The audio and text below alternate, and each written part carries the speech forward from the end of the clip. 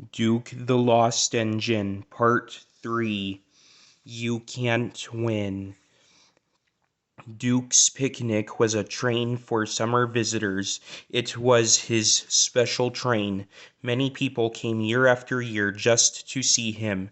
He always pulled it even if he felt poorly. "I mustn't disappoint my friends," he would say. "That would never suit his grace." The morning run gave no trouble. He took his passengers up the line and stopped anywhere they wanted. He and his driver knew all the best places for picnics. "Peep, pip, peep," he whistled as they waved goodbye. "Please don't be late when I come back. We might miss the boat, and that would never do." One day Duke felt poorly at the end of his first picnic journey. He had been short of steam and was glad of a rest before starting back. His driver and fireman had just finished cleaning his tubes when Stuart bustled in. "Hello, Grandpuff. Are you short of puff?" "Nothing of the sort. Routine maintenance. Tell you what, Grandpuff, you're getting old. You need to take care. We'll have to keep you in order, or one day you will break down." "Humph," said Duke. "That'll be the day. You keep me in order." Impudence. He puffed away, whooshing crossly from his drain cocks. Duke couldn't stay cross for long. It was a lovely evening. All the picnic parties were ready. The coaches ran well, and they lost no time anywhere. Couldn't be better, he chuntered happily. They began to climb. The work was harder, but Duke didn't mind. "I've plenty of steam," he panted. "We'll be up in a couple of puffs." He needed more than that, though. His puffs changed to wheezes. It's not so easy. My valves would start blowing now, but I'll manage. But the leaks became worse, and soon he was hooching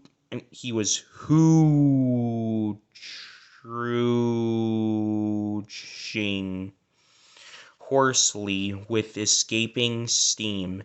Duke's driver examined him carefully at the next station, while the guard went to telephone. Anxious passengers gathered round.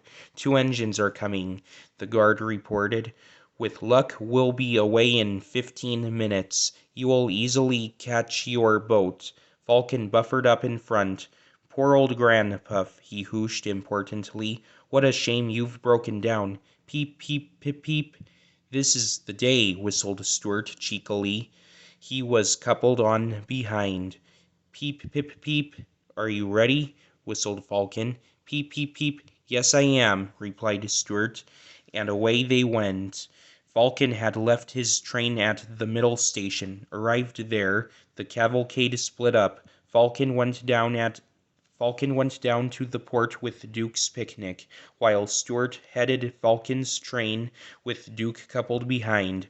Stuart was excited. "Fancy me rescuing Grandpuff. This is the day, he chortled gleefully. "Poor Grandpuff," he thought. "He's much too old. We'll have to keep him in order now. Kindly but firmly. That's it. We'll allow him to have runs sometimes. But Falcon and I'll do the real work. Grandpuff will be cross, but we can't help that. Poor old engine," he puffed kindly. Duke was by no means crippled. His valves sounded worse than they were. He could have kept his train, but his driver said no. Our passengers will only be worried." Duke agreed. He didn't want to spoil their day. He listened to Stuart chortling and smiled.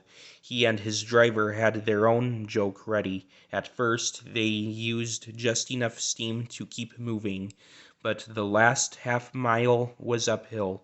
"Now," said his driver. He advanced the regulator, and Duke responded with a will. He puffed and roared as though the whole train's weight was on his buffers. People heard the noise from far away.